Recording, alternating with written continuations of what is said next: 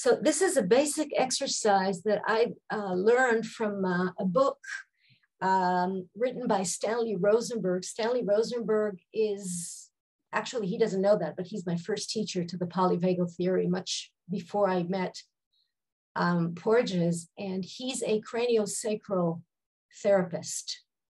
And he has some really good exercises for turning on the vagus.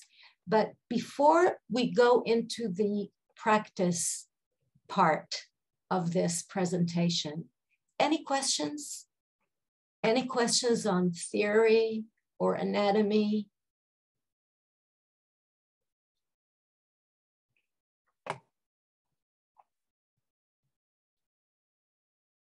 Okay, so let's do our first basic exercise. And what we're going to do is we're going to take our hands, the back of our hands, and put them together and slide the fingers in quite strongly.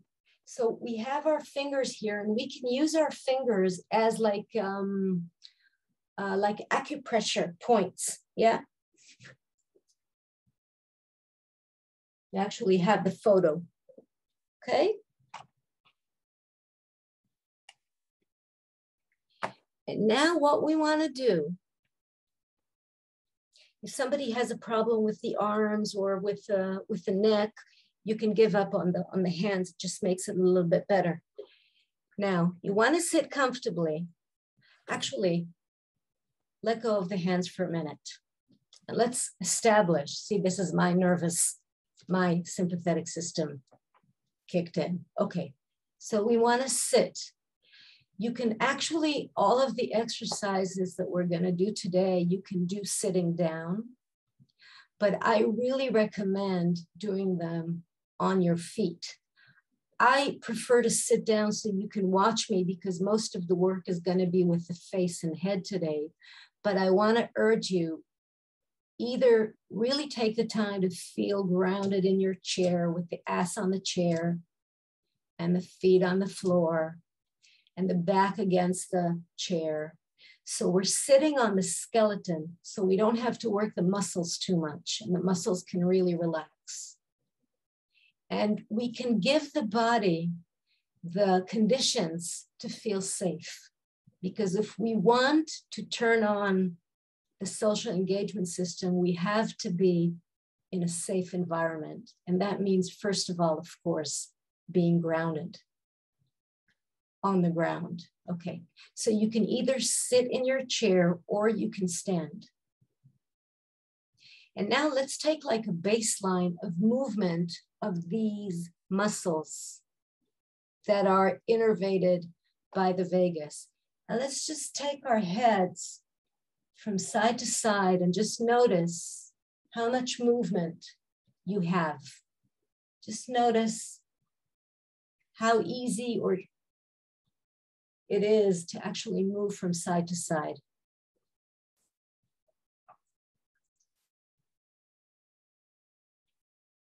All right, so we have like a baseline. Now let's take our hands again and fold the fingers in really well, put it behind our heads. And now we're going to do something really simple. We're going to look to the right. Just look to the right. How far, we want to look actually as far back to the right as convenient, as comfortable. I don't want to feel any pain. And if I go too far, I might feel nauseous or dizzy. And that means I went too far.